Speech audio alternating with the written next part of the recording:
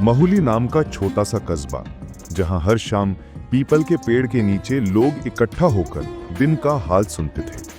वहीं कस्बे के किनारे खड़ा था प्रभात नारायण शुक्ला का घर। मिट्टी की दीवारें, लाल टाइलों की छत और चौखट पर चूने से लिखा, ये घर सबके लिए खुला है।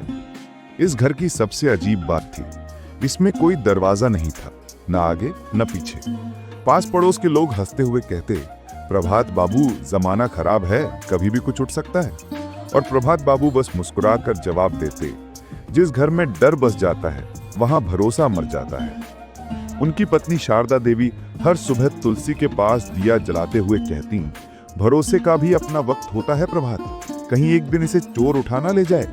और प्रभात बाबू हंसते, अगर उठा ले गया तो उसे भी भरोसे की कीमत समझ आएगी।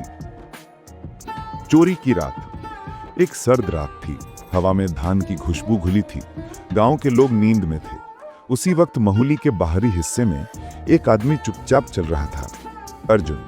उसकी आंखों में भूख थी, मन में अपराध और शरीर फटे कपड़ों में लिपटा हुआ था। वो धीरे धीरे प्रभात बाबू के आंगन में घुसा और आश्चर्य से थम गया। न कोई कुंडी, न कोई ताला, बस खुला घर। अंदर लालटेन की हल्की लौ और दीवार पर टंगी तस्वीरें, भगवती, सूर्योदय और एक मुस्कुराते हुए बच्चे की। वो धीरे से अंदर गया, एक बर्तन में रखे जेवर देखे और फिर नजर पड़ी एक चिट्ठी पर। अगर कोई कुछ ले जाए तो डर मत, हमें यकीन है अगले बार लौटा कर लाएगा, प्रभात। अर्जुन ठिठक गया। वो चिट्ठी पढ़ते हुए रो पड़ा। हाथों में कांपती उंगलियों से उसने फिर भी एक छोटे से गहने का डिब्बा उठाया और निकल गया, लेकिन मन में बोझ छोड़ गया। सुबह की रोशनी। सुबह शारदा देवी ने चीजें गायब देखी, पर प्रभात बाबू ने बस शांत होकर कहा, अरे चलो, भगवान ने उसे अवसर दिया होगा, शायद वो जरूरत में था। उनकी आंखों में कोई भय नहीं था, बस दया। शाम तक गांव में ये बात फैल गई कि शुक्ला जी के घर चोरी हो गई और उन्होंने पुलिस तक नहीं बुलवाई। लोग हैरान थे, पर प्रभात बाबू की बात ने सबको सोचने पर मजबूर कर दिया।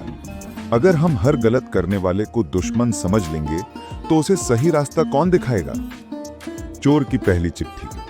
3 दिन बाद प्रभात बाबू के आंगन में एक कागज उड़ता आया। उस पर लिखा था, मैं चोर हूं, अर्जुन नाम है मेरा, जो लिया लौटाऊंगा। आपके घर की खुली दीवार ने मेरी नींद तोड़ दी, आपकी माफी ने मेरे पाप का बोझ हल्का कर दिया। लौटूंगा, लेकिन एक बदला हुआ इंसान बनकर। प्रभात बाबू ने उस चिट्ठी को हाथों से उठाया, मुस्कुराए और बोले, देखा शारदा, खुला दरवाजा किसी को अंदर ही नहीं आने देता, वो उसे भीतर झांकना सिखा देता है। दिन बीत गए। प्रभात बाबू के भलमनसाहत की चर्चा महुली के हर कोने में होने लगी, पर धीरे धीरे वक्त ने करवट बदली। उस सर्द शाम को एक बार फिर वही सन्नाटा लौट आया। हवा भारी थी और तुलसी चौरे के पास रखा दीपक बार बार बुझ रहा था। शारदा देवी जब रसोई में पहुंची तो उनकी आंखें ठहर गईं। संदूक गायब था, वो संदूक जिसमें उनकी शादी के दिन का साड़ियां और उनके पिता का यादगार पीतल का घड़ा था। उनके होंठ कांपे, आवाज बमुश्किल निकली, प्रभात जी, संदूक नहीं है। प्रभात बाबू चौंक कर उठे, हर कमरे की ओर गए, पर सब कुछ बदल चुका था। इस बार सिर्फ बर्तन या गहने नहीं गए थे, बल्कि जैसे बरसों का भरोसा भी उठा लिया गया था। लोगों ने कहा, अब तो समझिए, ताले जरूरी हैं प्रभात बाबू, दुनिया वैसी नहीं रही। पर प्रभात बाबू ने बस इतना कहा, यकीन तब तक जिंदा रहेगा जब तक कोई आखिरी बार कोशिश करता रहेगा। एक और चिट्ठी। बरामदे की सीढ़ियों के पास एक नीली स्याही से लिखा कागज पड़ा था। उस पर लिखा था, मैं वही चोर हूं, दरवाजा नहीं तोड़ा पर दिल तोड़ दिया। आपके घर की दीवारों ने नहीं, आपकी माफी ने मुझे रोक लिया। अब जो लौटाना है वो केवल सामान नहीं, खुद हूं। प्रभात बाबू ने उस कागज को सीने से लगा लिया, बोले, देखा शारदा, चोरी में कुछ गया पर कुछ बहुत बड़ा मिला, इंसान का दिल। वर्षों बाद रोशनी की लौ। समय बीत गया। प्रभात बाबू अब बूढ़े हो चले थे, पर हर शाम तुलसी के पास दीपक जलाना उनकी आदत बन गया था। एक दिन वो दीपक जलते ही एक दस्तक सुनाई दी। सामने खड़ा था एक अधेड़ उम्र का आदमी, थका हुआ, झुका हुआ, पर आंखों में एक अजीब सी चमक। अंदर आओ बेटा, प्रभात बोले, ये घर अपने लोगों के लिए है। यहाँ नाम नहीं पूछे जाते, केवल दिल देखे जाते हैं। वो आदमी कुछ बोला नहीं, बस जमीन पर सिर झुका दिया, आंखों से आंसू बहने किए। मैं लौट आया बाबूजी, खाली हाथ नहीं, भीतर से बदलकर।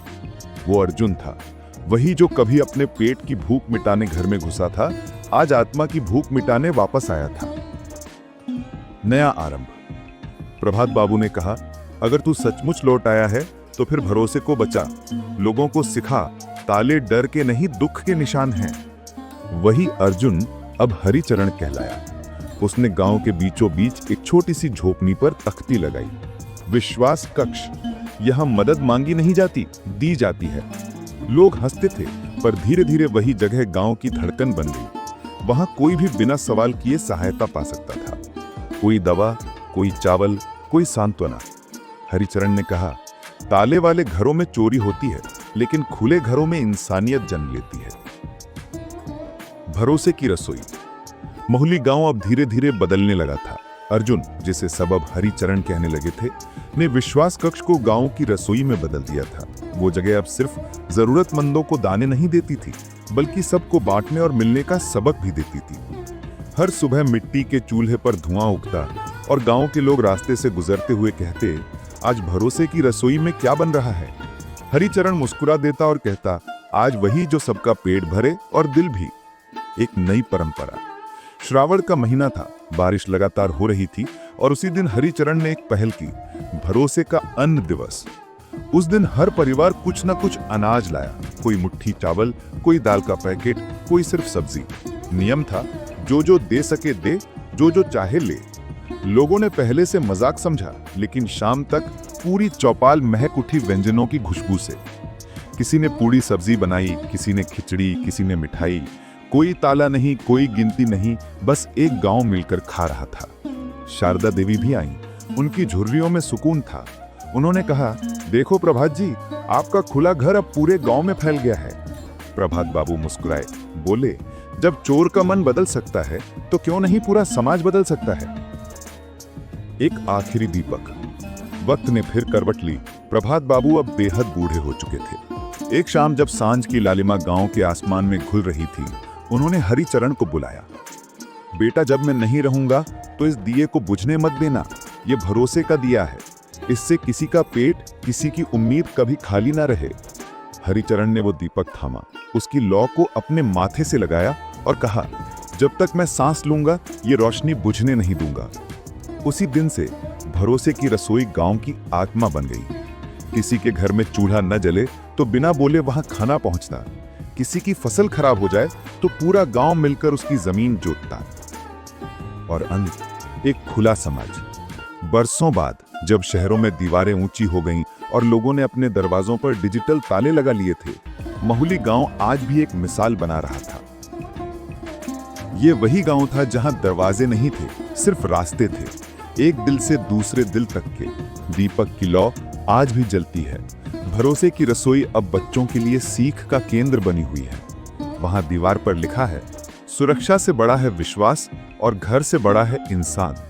और उसी पंक्ति के नीचे प्रभात बाबू की पुरानी पंक्तियां लटकी हैं, जिस घर में ताला नहीं वहां डर नहीं, जिस दिल में भरोसा हो वहां ईश्वर रहता है।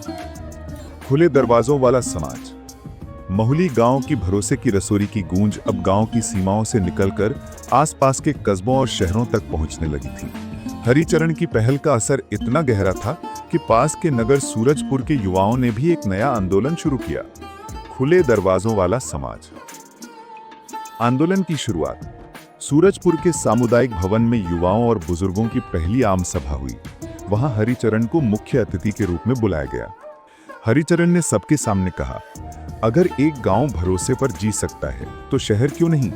डर की नींव पर समाज टिक नहीं सकता, भरोसे पर टिक सकता है। हम केवल दीवारें ऊंची करते रहे तो दिल खाली रह जाएंगे।